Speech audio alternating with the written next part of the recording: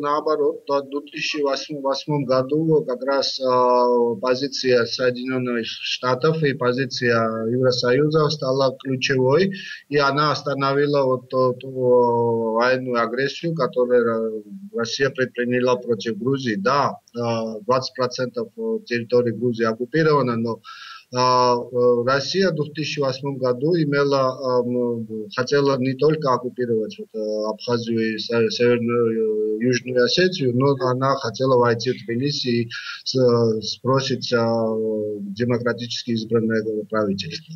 Об этом, если вы помните, сам Лавров говорил тогдашнему государственному секретарю Кондолизе Райс.